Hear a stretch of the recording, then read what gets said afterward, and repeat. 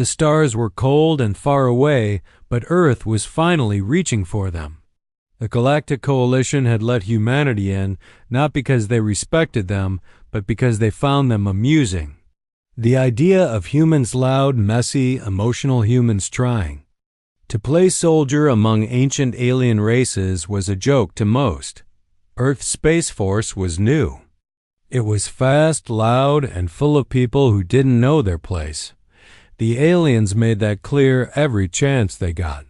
During joint exercises, human ships were always the last to respond, the slowest to target, and the first to break formation. They were given outdated gear, old bases, and little respect. Captain Daniel Reyes knew what others thought. He saw it in their eyes, heard it in their voices. But he didn't care. He flew with pride, even if his fighter had been patched together from scrap and second-hand parts. He trained hard, pushed harder, and never backed down. That made him dangerous in the eyes of the galaxy, not because he was powerful, but because he didn't know when to quit. Lieutenant Maria Carter worked the tech side. She could fix anything, from broken engines to fried circuits. Her hands were always busy, her mind always moving. She didn't like being called cute by some arrogant, zealotry officer who thought Earthwomen belonged in labs, not cockpits. She fixed his ship's drive just to prove she could, and then fried it again for fun. Sergeant Ethan Blake was a ground pounder. He liked action, hated speeches, and didn't take crap from anyone, especially not some four-eyed alien who thought humans couldn't fight. He once took down 3 Varex soldiers in hand-to-hand training without breaking a sweat. After that, no one asked him to join drills again. Commander Helen Ward ran the base on Luna 9, a dusty rock orbiting Saturn. It was supposed to be a quiet post, far from real danger. A place to store supplies and keep Earth's forces out of the way. But something wasn't right. Ships had gone missing near Sector Theta. No distress calls. No debris, just silence. She tried to warn the Coalition. They laughed.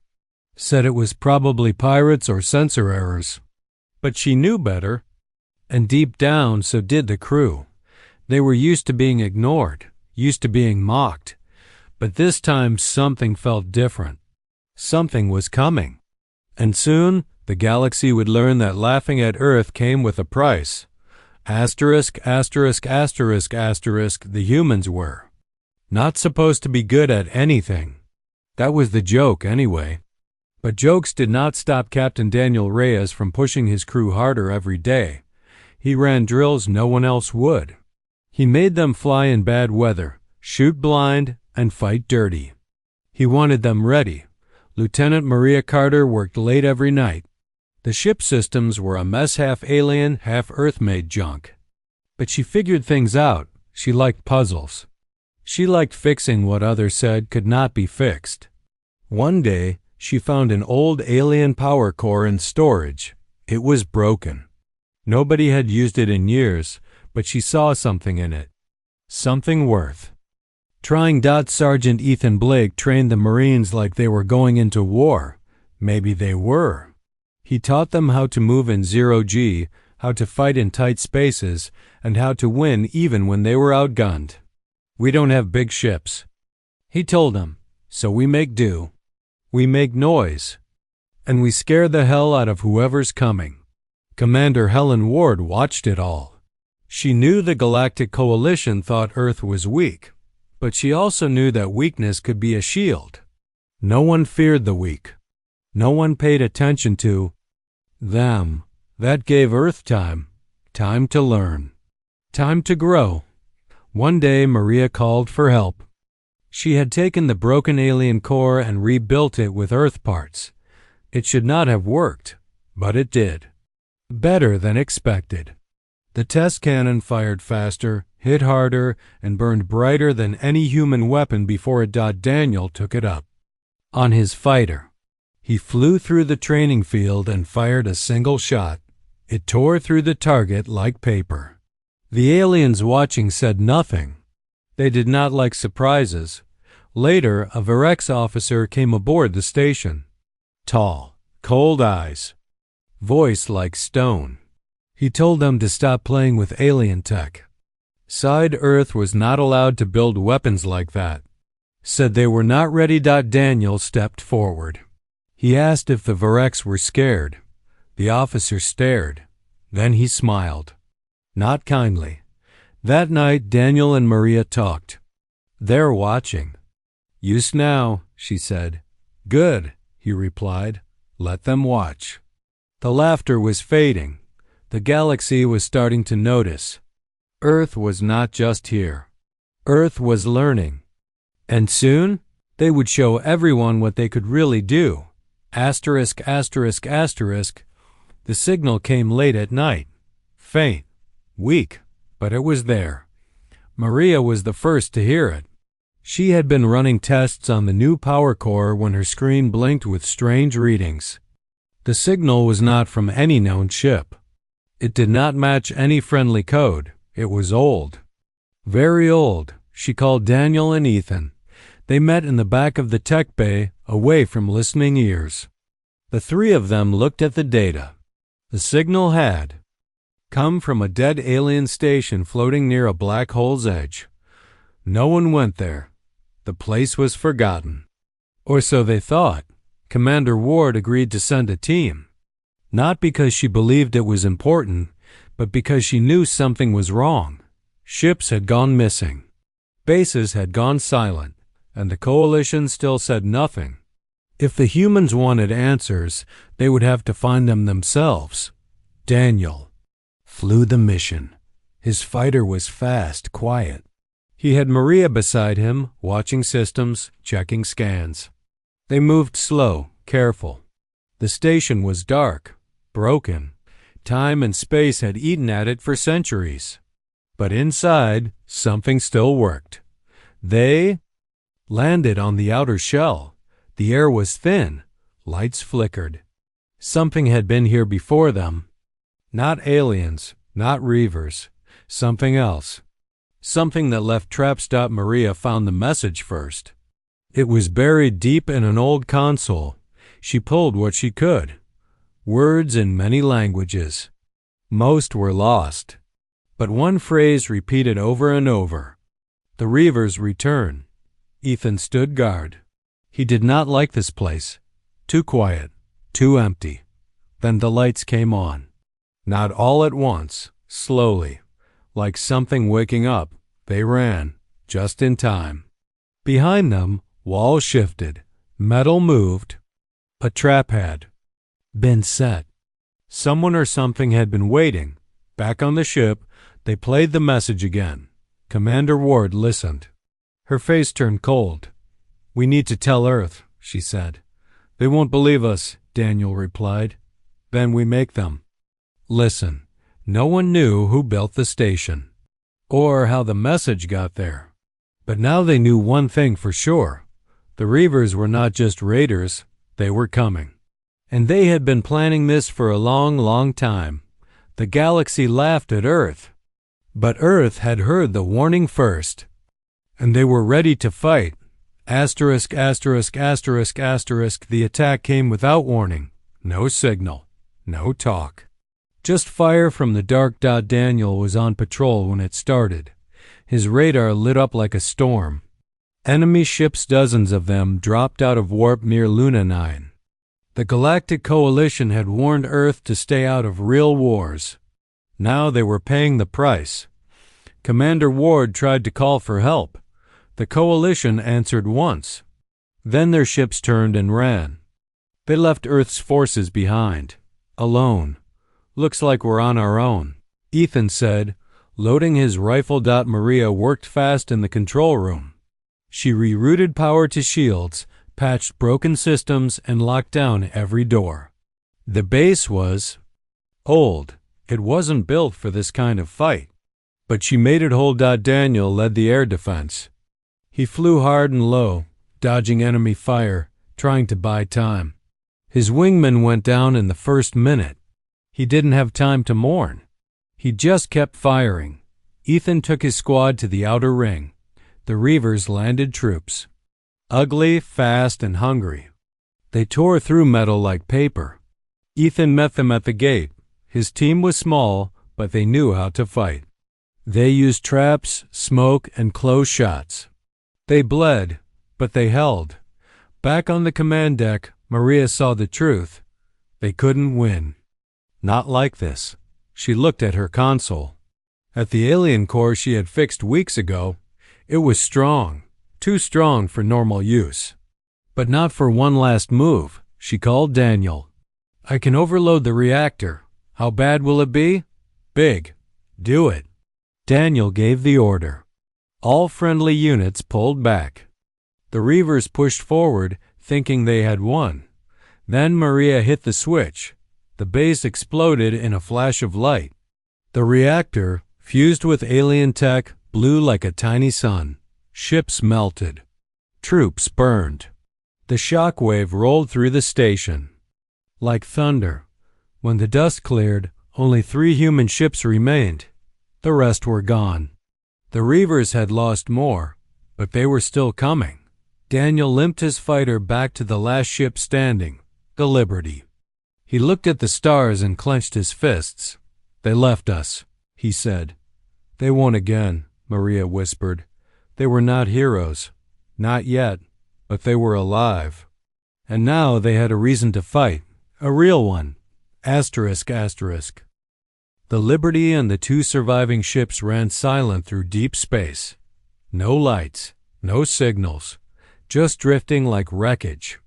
The Reavers were hunting them, but they were not ready to be found. Daniel Reyes sat in the cockpit of his fighter, staring. At the stars, he was tired. They all were. But there was no time to rest. The enemy was too strong. Too many. If they tried to fight head-on, they would die. They needed a new way to win. Maria Carter worked nonstop in the engine room. She patched wires, rewired systems, and built what she could from broken parts. Her hands were always moving. Her mind never stopped. She had an idea crazy, maybe even stupid, but it might work. Ethan Blake trained the survivors. Some were pilots, some were engineers. A few were just lucky to be alive. He taught them how to move unseen, how to strike fast, and how to vanish before the enemy could hit back. Commander Helen Ward watched it all. She had seen war before. But this was different. This was not about big battles or honor. It was about survival. And winning. Then Daniel came up with the plan. We use the planets, he said. We fly low. We hide in storms. We come out when they least expect it. It was called hammer down. Fast drops from high orbit. Quick strikes on Reaver. Supply lines. Then gone before help could arrive. The first mission was near a gas giant called Tycho 6. The Reavers had a fuel station floating in the upper clouds. It was lightly guarded. Perfect for testing. Daniel led the attack. His fighter dove through. Lightning storms, engines off, heat masked by static. He dropped in behind the station, fired 1 shot, then vanished before anyone could respond. The station exploded in fire and ice. The second strike hit a transport convoy near a dead moon. Ethan's team boarded one of the cargo ships disguised as debris. They cut open the hull, planted charges, and jumped into spacesuits before blowing it apart. The Reavers were confused. They expected full fleets, big fights, not ghosts in the dark. Word spread among the human survivors. We are still here. Hope returned. Slowly. The galaxy had laughed at Earth, thought they were weak. But now, the joke was turning into something else. Fear. Earth was not done fighting, not even close. Asterisk, asterisk, asterisk, asterisk. The Reavers were angry now. The humans had hit them hard, and that did not happen often. No one struck the Reavers and lived. But Earth had done it more than once. So the Reavers came with everything they had. The attack started near Kepler 452b. It was a quiet system with a human-held station orbiting the planet. Not big, not fancy, but important. It was a supply base. A safe point. A home for many who had nowhere else to go. Commander Helen Ward saw the signs first. Strange readings. Dead ships floating in deep space. Silence where there should have been chatter. She knew what was coming. "We're going to get hit," she said. Hard. Daniel Reyes didn't argue. He just nodded and got to work. He flew. Patrol after patrol, watching the edges of the system, waiting. Watching. Maria Carter stayed in the tech bay, making last-minute fixes. She built new targeting systems from old parts. She even rigged up an old escape pod to explode on command. Just in case. Ethan Blake led the ground team. They set traps, lined the outer docks with charges, turned every hallway into a possible battlefield. If the Reavers wanted this place, they would have to bleed for it. Then the enemy arrived. Dozens of Reaver ships dropped out of warp like wolves. They opened fire without warning. The station shields held, but not for long. Explosions lit up the dark. Fires broke out inside. People died. Daniel led the fighters. He dove through the chaos, firing at anything that moved. His wingman was gone in seconds. He kept flying. Ethan fought on the ground. His team was small, but they held the line. They used smoke, noise, and fear to slow the enemy. Every step the Reavers took cost them lives, but the station was lost. Ward gave the order. Evacuate. Maria looked at her engine core, the same one she had fixed so long ago. She rerouted all power into it.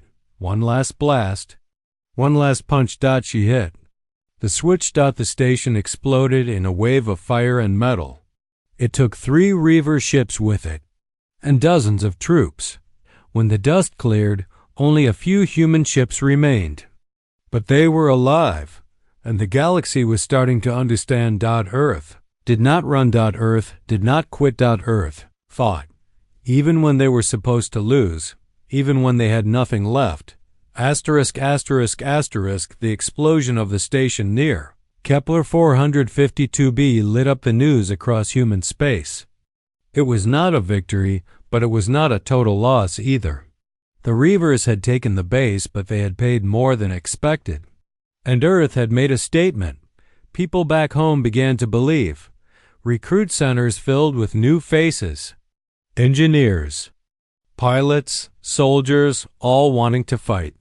Not because they were ordered to, but because they wanted to be part of something bigger. Something brave. Daniel Reyes watched the reports from the bridge of the Liberty. He was tired. They all were. But he knew this was only the start. Maria Carter was gone. She had died with the station. Her last act had saved hundreds. Daniel still heard her voice in his head, calm and sure as always. "I can overload the reactor." Like it was just another job. Like she wasn't giving her life for them. Ethan Blake didn't talk much after that. He trained harder. Pushed the Marines until they could move in silence and strike without sound. He honored Maria by making sure her sacrifice meant something. Commander. Helen Ward became the link between Earth and the few alien groups willing to listen. Some had seen what the humans did. Some had suffered under the Reavers for years and saw Earth not as weaklings, but as fighters who did not know when to quit. A message came from a group called the Free Clans. They had once served the Reavers. Now they wanted out. They offered help, info, ships. If the humans would take it. Ward agreed. Ethan led the mission to meet them on a hidden moon. It was risky, dangerous, but they went anyway. They found a world full of broken people. Former slaves, ex-soldiers, families hiding in caves. When they saw the humans, they did not laugh. They looked at them like they were ghosts, like they had seen death and walked away. One leader stepped forward, an old woman with tired eyes. "You do not run," she said. "You do not stop." Daniel met her gaze. "We fight." That night, plans were made. Weapons were shared. Tactics were traded. The humans were no longer alone. Earth had been the joke of the galaxy. Now, It was the spark that lit a fire, and the Reavers would soon learn what happens when you make an enemy of those who have nothing left to lose, except the will to win. Earth was no longer silent. No longer the joke of the galaxy. Reavers had tried to crush them. The Galactic Coalition had tried to ignore them, but Earth had survived. And now it was pushing back. Daniel Rhea stood on the flight deck of the Liberty, watching pilots prep for the next mission. They were tired, dirty, but they kept going. Every one of them knew what was at stake. Ethan Blake trained new recruits every day. Some were fresh from Earth. Others had fought before on ships that no longer existed. He taught them how to move unseen, how to strike hard, how to win when they weren't supposed to. Commander Helen Ward worked nonstop with the Free Clans. They shared old Reaver roots, weak points, secrets only those who had lived under their rule could know. And then came the plan. It was bold, crazy, even. But Daniel believed it could work. Earth would launch a surprise strike using colony ships, slow, unarmed freighters meant for carrying people, not weapons. The Reavers would never expect them to fight. That made them perfect. Maria Carter's notes helped make it real. Her last message, her final words, played over and over in training rooms across Earth. We don't run. We don't quit. We fight. Her voice gave people strength. Engineers worked night and day.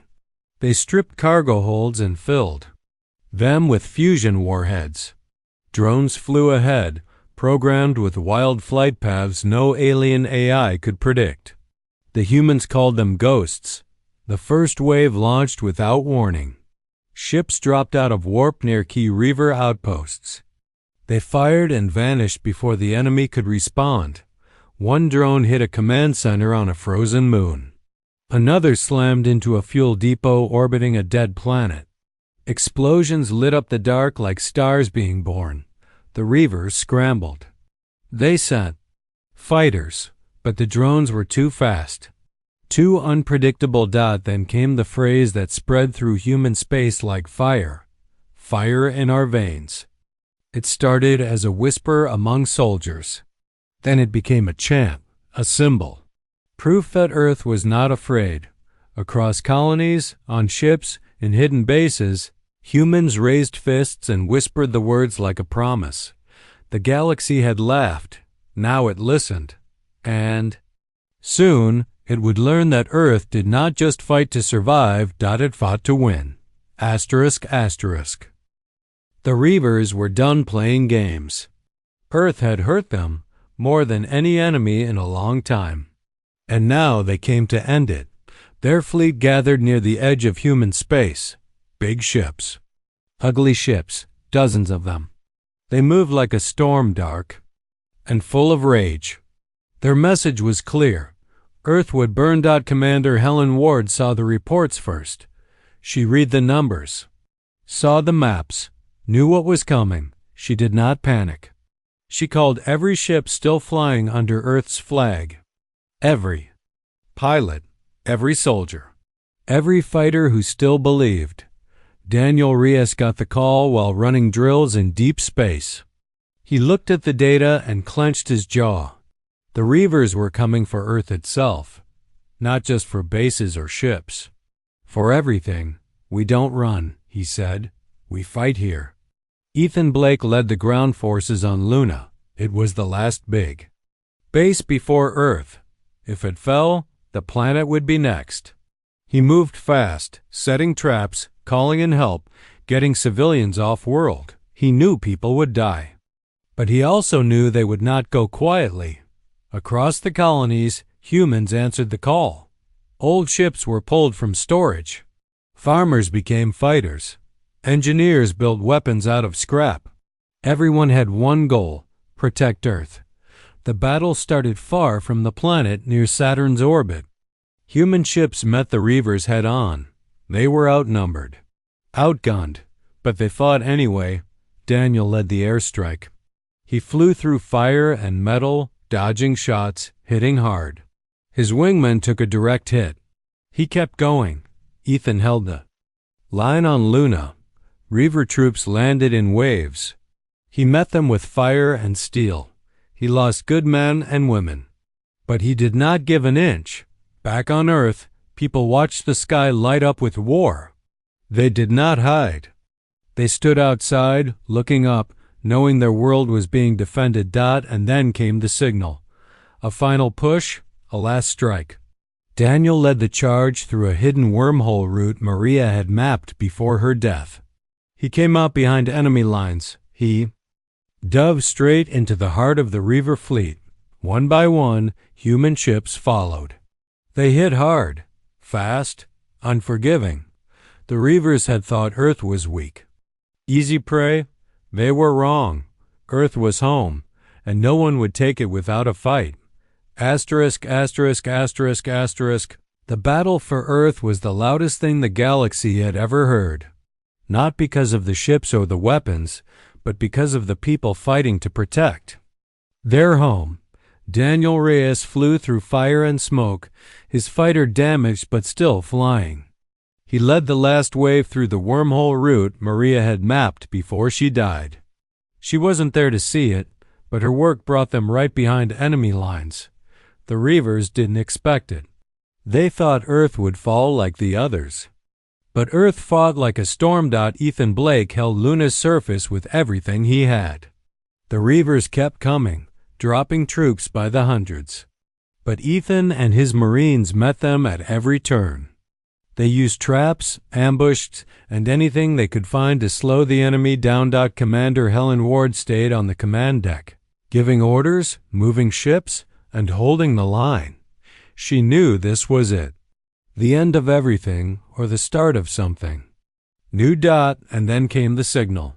All ships, full attack. We finish this now. Daniel dove toward the Reaver flagship. His fighter was old, his fuel was low, but he didn't care. He flew straight into the heart of the enemy fleet. Behind him, human ships followed. Colony freighters turned warships. Rebel fighters from the free clans, even old training planes, flown by kids who refused to stay behind. They hit hard. Maria's ghost drones flew ahead, confusing enemy targeting systems. Ethan's team set off charges under the Reaver landing zones, turning the ground into fire and ash. Then Daniel made his choice. He locked his ship's controls and aimed straight for the Reaver core. No way out. No plan to survive, just one last strike. The Liberty slammed into the enemy ship and exploded in a flash of light. The Reaver flagship cracked open like an egg. Without their leader, the Reaver fleet broke apart. Ships fled. Some crashed. Others surrendered. It was over. Earth had won. Across the galaxy, the message spread. Humans do not run. Humans do not quit.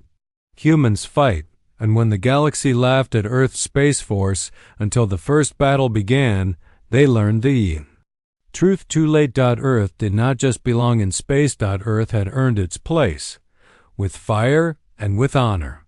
Asterisk, asterisk, asterisk.